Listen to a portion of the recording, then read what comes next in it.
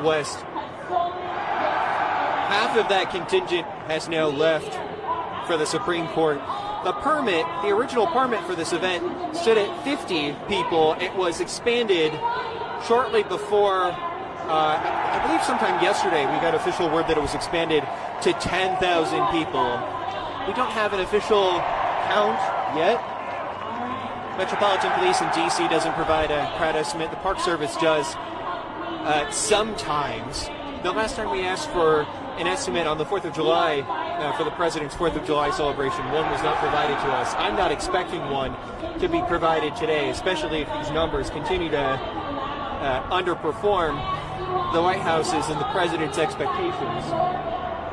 But we did hear from police again, for anybody just joining us, no arrests at this point have been made. I'm going to check any questions that have been asked, either in our YouTube section or our Facebook section. If I don't get to them, pardon me. It's a little bright, a little hard to look at the screen, and we'll check back in momentarily. Let me just check out the screen. Stand by.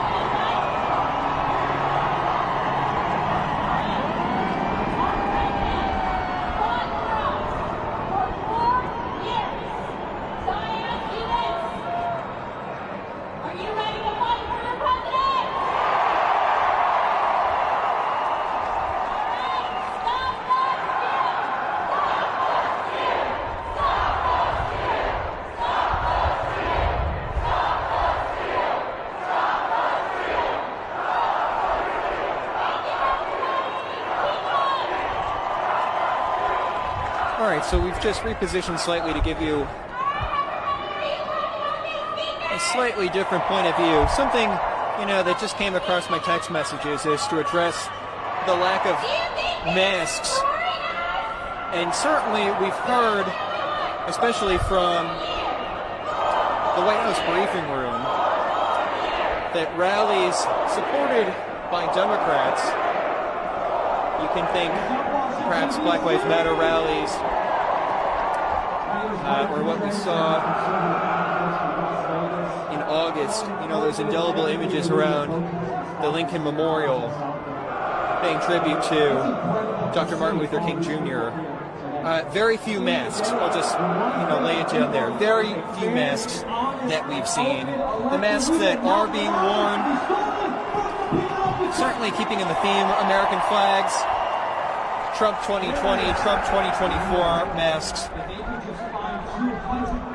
And it has been a source of tension. I was describing earlier, people certainly, from my observation, being civil, interacting with each other in terms of DC natives, DC people who work in the restaurants, cafes, hotels around Freedom Plaza here, talking to people who have come from across the country to take part of this rally. So you see, and I'm sure anybody can imagine it, you see employees under a mask order here in the District of Columbia, and people who are walking around like this was the same before February 2020, and MAGA had families, moms, dads, daughters.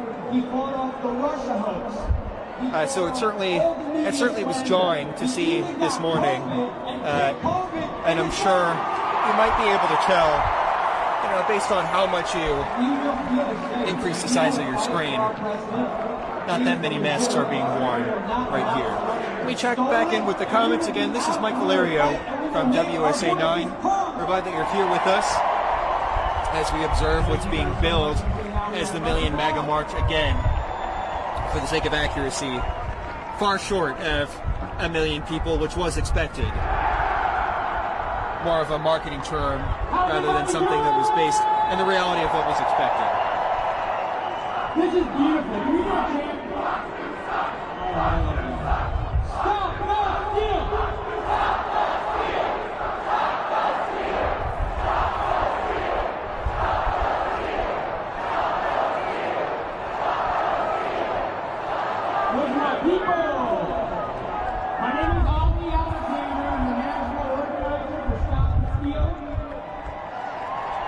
How many of y'all were in your state capitol last weekend? There were 30,250. Right now in all 50 state capitals there's more, and we got tens of thousands coming into town here. We're going to make our voices heard, and we're going to protect this president by stopping the steal. Now look, these other guys will probably see because I'm more of an organizer. December 14th is the date that we all need to remember. Next week, we're going to start calling around the legislature of Pennsylvania, of Wisconsin, of Michigan, of Arizona, and Georgia. And we're going to tell them to ignore the race elections and send Republican electors to the Electoral College. All right, so Mike Valerio again joining you high above Freedom Plaza. But we're hearing from one of the speakers on the podium here in the middle of the plaza is a strategy that's being thrown around. Maggie Haberman from the New York Times certainly reporting this, that the president had the desire to see if any electors from state legislatures controlled by Republicans, think Pennsylvania, that's one of them, if the electors could be seated so that they're all Trump electors, essentially overturning the will of the people. Pennsylvania, again, projected to go for Joe Biden, is certainly expected to be certified with an incontrovertible result and a margin for the president-elect Joe Biden. But what that speaker was just talking about is disregarding that electoral result, and instead of seating all electors, since Pennsylvania's winner-take-all, that would go to Joe Biden, since the state is controlled by a Republican legislature, seating all Republican electors instead. That is a very dangerous, legal, political strategy. It has dubious efficacy and dubious, I would say, as I choose my words carefully here, federal law makes it pretty difficult for that strategy indeed to work. So it seems to be kind of a Hail Mary idea that certainly will not work. And furthermore, legislators in Pennsylvania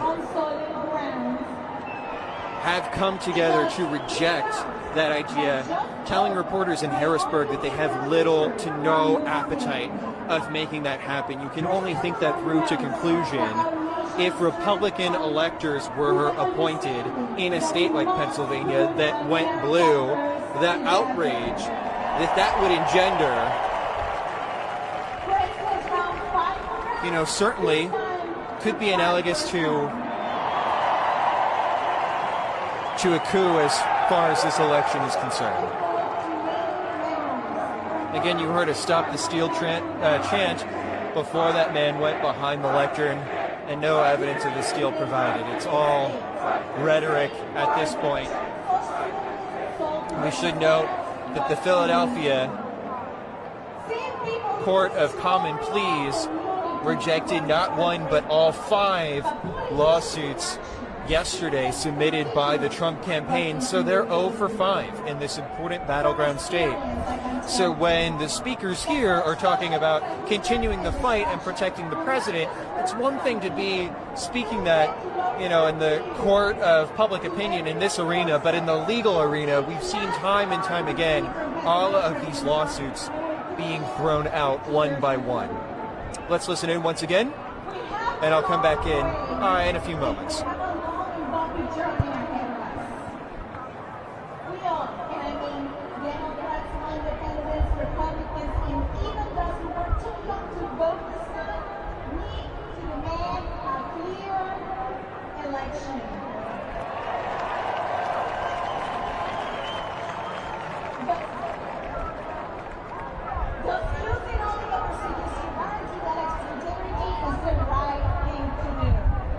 Let's remember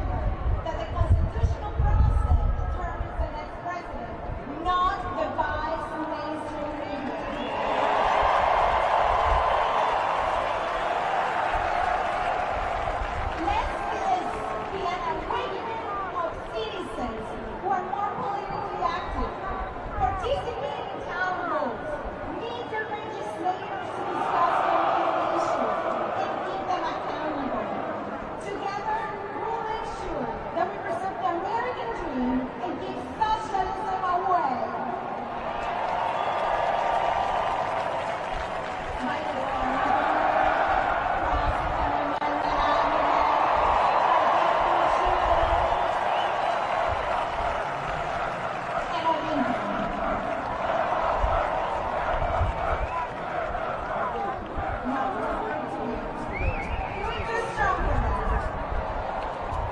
is a country in which the people are the owners of their destiny.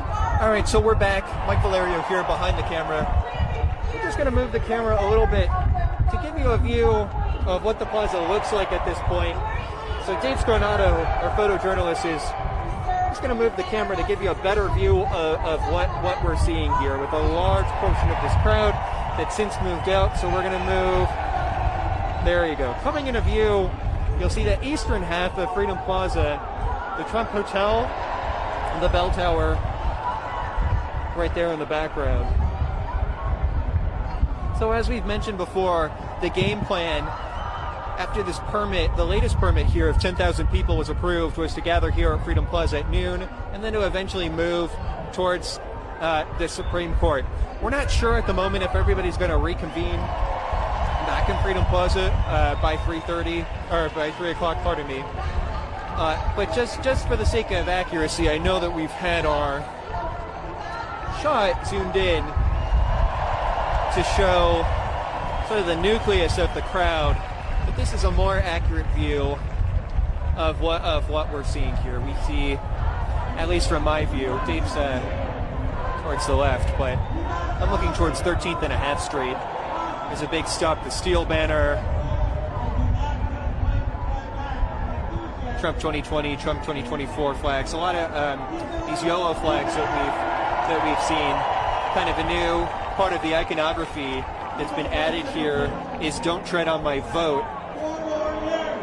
You know, a play off of the "Don't Tread on Me" snake flag from the Revolution, with the snake severed with the 13